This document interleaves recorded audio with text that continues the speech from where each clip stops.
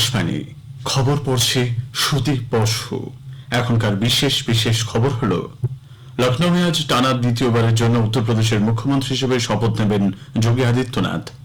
শিখ বুদ্ধিজীবীদের সঙ্গে দেখা করেছেন প্রধানমন্ত্রী নরেন্দ্র মোদী। পাঞ্জাবের সামগ্রিক উন্নয়ন সম্পর্কিত বিষয়গুলি নিয়ে আলোচনা হয়েছে। কলকাতা হাইকোর্ট বীরভূমের রামপুরহাট কাণ্ডে সিবিআই তদন্তের নির্দেশ দিয়েছে। চীনের বিদেশমন্ত্রী ওয়াং ই আজ নতুন দিল্লিতে বিদেশমন্ত্রী ডক্টর এস জয়শঙ্কর এবং জাতীয় নিরাপত্তা উপদেষ্টা অজিত দোভালের সঙ্গে বৈঠক করেছেন। প্রধানমন্ত্রী নরেন্দ্র মোদী আগামী 1 এপ্রিল পরীক্ষা পে চর্চা অনুষ্ঠানে শিক্ষার্থী, শিক্ষক ও অভিভাবকদের সঙ্গে কথা বলবেন। কিদাম্বি শ্রীকান্ত, এইচ.এস. প্রণয়, পারুপল্লী কাশ্যপ, পি.ভি. সিন্ধু সুইস ওপেন ব্যাডমিন্টন চ্যাম্পিয়নশিপের কোয়ার্টার ফাইনালে। খবর শুরু করার আগে শ্রোতাদের কাছে আমাদের আবেদন, কোভিড-19 সংক্রমণ এড়াতে 4টি সহজ পদক্ষেপ মেনে চলুন। পুরো ডোজ টিকা নিন, মাস্ক পরুন, নিরাপদ দূরত্ব বজায় রাখতে 2 গজ দূরে থাকুন, হাত ও মুখ পরিষ্কার পরিচ্ছন্ন রাখুন। আসি বিস্তারিত খবরে। যোগী আদিত্যনাথ টানা 2বারের জন্য উত্তরপ্রদেশের মুখ্যমন্ত্রী হিসেবে আজ শপথ নেবেন। লখনৌয়ের অটল বিহারী একানা ক্রিকেট স্টেডিয়ামে শপথ গ্রহণ অনুষ্ঠান হচ্ছে। প্রধানমন্ত্রী নরেন্দ্র মোদী, কেন্দ্রীয় স্বরাষ্ট্রমন্ত্রী অমিত শাহ, প্রতিরক্ষামন্ত্রী রাজনাথ সিং এবং বিজেপি শাসিত একাধিক রাজ্যের মুখ্যমন্ত্রীরা এই শপথ গ্রহণ অনুষ্ঠানে উপস্থিত থাকবেন। গতকালই যোগী আদিত্যনাথ রাজ্যে বিজেপি পরিষদীয় দলের নেতা নির্বাচিত হয়েছেন। লখনৌয়ে দলের বৈঠকে বিজেপি নেতা সুরেশ খান্না যোগী আদিত্যনাথের নাম প্রস্তাব করেন। বিজেপি পরিষদীয় দলের সদস্যরা প্রস্তাবে সমর্থন জানান। কেন্দ্রীয় স্বরাষ্ট্রমন্ত্রী অমিত শাহ, মন্ত্রী ধর্মেন্দ্র প্রধান, প্রবীণ বিজেপি নেতা রাধামোহন সিং ও রঘুবর দাস কেন্দ্রীয় পর্যবেক্ষক হিসেবে বৈঠকে উপস্থিত ছিলেন। প্রধানমন্ত্রী নরেন্দ্র মোদী গতকাল নতুন দিল্লিতে তাঁর বাসভবনে সারা দেশের শীর্ষস্থানীয় শিখ বুদ্ধিজীবীদের একটি প্রতিনিধি দলের সঙ্গে সাক্ষাৎ করেছেন। কৃষক কল্যাণ, যুব ক্ষমতায়ন, মাদক মুক্ত সমাজ, জাতীয় শিক্ষানীতি, দক্ষতা, কর্মসংস্থান, প্রযুক্তি এবং পাঞ্জাবের সামগ্রিক উন্নয়নের গতিপথের মতো বিভিন্ন বিষয়ে তাঁদের মধ্যে কথা হয়েছে। শ্রী মোদী বলেন, বুদ্ধিজীবীরা জনমত তৈরিতে গুরুত্বপূর্ণ ভূমিকা পালন করেন। তিনি প্রতিনিধি দলের সদস্যদের সমাজ সচেতন নাগরিক তৈরিতে অবদান রাখারও আবেদন জানিয়েছেন। কলকাতা হাইকোর্ট বীরভূমের রামপুরহাটের বগটুই গ্রামে মহিলা ও শিশু সহ 8 জনকে পুড়িয়ে মারার ঘটনা তদন্তভার সিবিআইয়ের হাতে তুলে দিয়েছে। প্রধান বিচারপতি প্রকাশ শ্রীবাস্তব এবং বিচারপতি রাজর্ষি ভরদ্বাজের ডিভিশন বেঞ্চ 7 এপ্রিলের মধ্যে সিবিআইকে ওই হিংসাকাণ্ড নিয়ে স্ট্যাটাস রিপোর্ট পেশ করার নির্দেশ দিয়েছেন। কেস ডায়েরি সহ সমস্ত নথিপত্র রাজ্য পুলিশকে সিবিআইয়ের হাতে তুলে দিতে বলা হয়েছে। পরবর্তী শুনানি হবে 7 এপ্রিল। ডিভিশন বেঞ্চ বলেছেন, পুলিশ এই ঘটনা তদন্ত করতে পারবে না, পারিপার্শ্বিক তথ্য প্রমাণ এবং ঘটনার অভিঘাত সেই ইঙ্গিতই দিচ্ছে। এদিকে হাইকোর্টের নির্দেশ মতো দিল্লির কেন্দ্রীয় ফরেন্সিক সায়েন্স ল্যাবরেটরির বিশেষজ্ঞ দল আজ বগটুই গ্রামে গেছে। নমুনা সংগ্রহের কাজ করছে তারা। বীরভূমে হিংসাকে কেন্দ্র করে বিজেপি ও তৃণমূল কংগ্রেসের সাংসদদের বাকবিতণ্ডার জেরে আজ রাজ্যসভা উত্তপ্ত হয়ে ওঠে। জিরো আওয়ার চলাকালীন বিজেপি সাংসদ রূপা গাঙ্গুলি পশ্চিমবঙ্গে রাষ্ট্রপতি শাসনের দাবি জানান। এরপরই দুপক্ষের সাংসদদের মধ্যে স্লোগান পাল্টা স্লোগান চলে। তৃণমূল কংগ্রেস সাংসদরা ওয়েলে নেমে সরকার বিরোধী স্লোগান দিতে শুরু করেন। হই হট্টগোলের মধ্যে ডেপুটি চেয়ারম্যান হরিবংশ সভার কাজ চালিয়ে যাওয়ার চেষ্টা করে ব্যর্থ হওয়ায় সভা 12টা 10 মিনিট পর্যন্ত মুলতবি করে দেন। পরে আবার সভা দুপুর 2টো পর্যন্ত মুলতবি হয়ে গেছে। এদিকে রামপুরহাট কাণ্ডে 8 জনের মৃত্যুতে সংবাদ মাধ্যমে প্রকাশিত খবরের ভিত্তিতে জাতীয় মানবাধিকার কমিশন নিজে থেকেই ব্যবস্থা নিয়ে নোটিশ পাঠিয়েছে।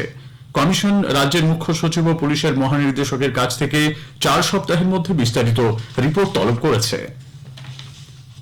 চীনের বিদেশমন্ত্রী ওয়াং ই আজ নতুন দিল্লিতে বিদেশমন্ত্রী ডক্টর এস জয়শঙ্করের সঙ্গে বৈঠকে মিলিত হয়েছেন। হায়দ্রাবাদ হাউসে বৈঠক চলছে। এর আগে চীনের বিদেশমন্ত্রী সকালে জাতীয় নিরাপত্তা উপদেষ্টা অজিত দোভালের সঙ্গে বৈঠকে বসেন। উল্লেখ্য, চীনের বিদেশমন্ত্রী গত সন্ধ্যায় ভারত সফরে এসেছেন। 2 বছর আগেই লাদাখে দুদেশের সেনাদের মধ্যে সংঘর্ষের পর এই প্রথম চীনের উচ্চ পর্যায়ের এক আধিকারিক ভারত সফরে এলেন। মুক্ত বাণিজ্য চুক্তি বিষয়ে ভারত ও ব্রিটেনের মধ্যে দ্বিতীয় রাউন্ডের আলোচনা শেষ হয়েছে। লন্ডনে 2 দেশের প্রতিনিধিদের মধ্যে চুক্তির টেকনিক্যাল বিষয়গুলি নিয়ে কথাবার্তা হয়। ভারত ও ব্রিটেন 2 দেশই খসড়া চুক্তি প্রস্তাব বিনিময় করেছে। আগামী মাসে ভারতে আরেক দফার বৈঠক হওয়ার কথা। ইউক্রেনে মানবিক সংকটের জন্য রাশিয়াকে দায়ী করে আনা একটি প্রস্তাবনায় রাষ্ট্রসংঘ সাধারণ সভা অনুমোদন দিয়েছে। অবিলম্বে যুদ্ধবিরতির জন্য দুপক্ষের কাছে আর্জি জানানো হয়েছে। প্রস্তাবের পক্ষে ভোট পড়েছে 140টি, বিপক্ষে ভোট দিয়েছে 5টি দেশ। ভারত সহ 38টি দেশ ভোটদানে বিরত ছিল। রাষ্ট্রসংঘে ভারতের স্থায়ী প্রতিনিধি টি.এস. তিরুমূর্তি বলেন, খসড়া প্রস্তাবনায় মূল চ্যালেঞ্জগুলির প্রত্যাশিত সম্পূর্ণ সমাধান প্রতিফলিত হচ্ছে না। ইউক্রেনে অসামরিক ব্যক্তিদের প্রাণহানি ও শরণার্থী সমস্যা নিয়ে গভীর উদ্বেগ প্রকাশ করেছে ভারত। এদিকে বাংলাদেশ ইউক্রেনে রাশিয়ার সেনা অভিযান অবিলম্বে বন্ধের দাবিতে আনা প্রস্তাবনার পক্ষে ভোট দিয়েছে। এর আগে গত 2রা মার্চ এরকমই এক প্রস্তাবনায় বাংলাদেশ ভোটদানে বিরত ছিল। 141টি দেশ প্রস্তাবনাটিকে সমর্থন জানায়। কেন্দ্রীয় সরকার কয়েকটি বিভাগে বিদেশি অনুদান নিয়ন্ত্রণ আইন এফসিআর এর আওতায় নিবন্ধিত সংস্থাগুলির নির্দিষ্ট বিভাগের foreign contribution regulation act registration সার্টিফিকেটের মেয়াদ বাড়ানোর সিদ্ধান্ত নিয়েছে। স্বরাষ্ট্র মন্ত্রক জানিয়েছে, এই মাসের 31শে মার্চ পর্যন্ত বাড়ানো হয়েছিল এবং পুনর্নবীকরণের আবেদন বিবেচনাধীন রয়েছে এমন সকল সংস্থার ক্ষেত্রে নিবন্ধন শংসাপত্রের মেয়াদ এবছর পর্যন্ত বৃদ্ধি করা হয়েছে। পরীক্ষা পে চর্চার পঞ্চম পর্ব আগামী 1 এপ্রিল নতুন দিল্লির তালকাটোরা স্টেডিয়ামে অনুষ্ঠিত হবে। এতে প্রধানমন্ত্রী নরেন্দ্র মোদী পরীক্ষার চাপ কমানোর বিষয়ে ছাত্রছাত্রীদের সঙ্গে কথা বলবেন। নবম থেকে দ্বাদশ শ্রেণী বাছাই করা কিছু পড়ুয়া ও তাদের অভিভাবকরা অনুষ্ঠানে যোগ দেবেন। অনলাইন প্রতিযোগিতার মাধ্যমেই পড়ুয়াদের বাছাই করা হয়েছে। প্রধানমন্ত্রী নরেন্দ্র মোদী আগামী 27শে মার্চ রবিবার মন কি বাত অনুষ্ঠানে তাঁর চিন্তা ভাবনা সকলের সঙ্গে ভাগ করে নেবেন। আকাশবাণীতে বেলা 11টায় অনুষ্ঠানটি শোনা যাবে। এটি হবে মন কি বাতের 87তম পর্ব। খবর শুনছেন আকাশবাণী থেকে। দেশব্যাপী কোভিড টিকাকরণ অভিযানের আওতায় এখনো পর্যন্ত 182,55,00,000-এর বেশি টিকার ডোজ প্রাপকদের দেওয়া হয়েছে। গতকাল একদিনে 29,82,000-এর বেশি ভ্যাকসিন ডোজ দেওয়া হয়। দেশে কোভিড থেকে আরোগ্যের হার বর্তমানে 98.75%। গত 24 ঘন্টায় সেরে উঠেছেন প্রায় 2,500 মানুষ। এই সময় নতুন করে সংক্রমিত 1600-র বেশি। বর্তমানে দেশে চিকিৎসাধীন কোভিড রোগীর সংখ্যা 21,530, দৈনিক সংক্রমণ হার 0.24%। এখনো পর্যন্ত 184,12,00,000-এর বেশি ভ্যাকসিন ডোজ রাজ্য ও কেন্দ্রশাসিত অঞ্চলগুলিকে দেওয়া হয়েছে বলে কেন্দ্রীয় স্বাস্থ্য মন্ত্রক আজ জানিয়েছে। শ্রীলঙ্কার নৌবাহিনী তামিলনাড়ুর রামানাথপুরম থেকে 16 জন ভারতীয় মৎস্যজীবীকে গ্রেপ্তার করেছে। এরা সকলেই মণ্ডপম এবং রামেশ্বরম থেকে মাছ ধরতে সমুদ্রে গিয়েছিলেন। জলসীমা লঙ্ঘনের অভিযোগ তুলে শ্রীলঙ্কার বাহিনী তাদের গ্রেপ্তার করে। 2টি মাছ ধরার নৌকো বাজেয়াপ্ত হয়েছে। বিদেশে থাকা ভারতীয়দের নিরাপত্তা ও সুরক্ষা সবচেয়ে গুরুত্বপূর্ণ বলে বিদেশ প্রতিমন্ত্রী ভি মুরলীধরন আজ জানিয়েছেন। তিনি বলেন, সম্প্রতি গ্রেপ্তার হওয়া 16 জনকে বাদ দিয়ে সরকার প্রত্যেক মৎস্যজীবীকে দেশে ফিরিয়েছে। বাকিদের মুক্তি নিশ্চিত করার জন্য সরকার শ্রীলঙ্কার কর্তৃপক্ষের সঙ্গে লাগাতার যোগাযোগ রেখেছে। শ্রীলঙ্কার হেফাজতে থাকা 16 জন মৎস্যজীবী এবং 88টি মাছ ধরার নৌকো ফিরিয়ে আনার প্রয়াস চলছে বলে তিনি জানান। দিল্লির লালকেল্লায় আজ থেকে শুরু হচ্ছে 10 দিনের রেড ফোর্ট ফেস্টিভ্যাল ভারত ভাগ্য বিধাতা। কেন্দ্রীয় নারী ও শিশু কল্যাণ মন্ত্রী স্মৃতি জুবিন ইরানি উৎসবের সূচনা করবেন। সকাল 11টা থেকে রাত 10টা পর্যন্ত প্রতিদিনই এই উৎসব খোলা থাকছে। প্রজেকশন, ম্যাপিং শো, সাংস্কৃতিক কুচকাওয়াজ, নানাবিধ খাবার, নাটক, ভারতের বিভিন্ন প্রান্তের নৃত্যশৈলী প্রদর্শন প্রভৃতি।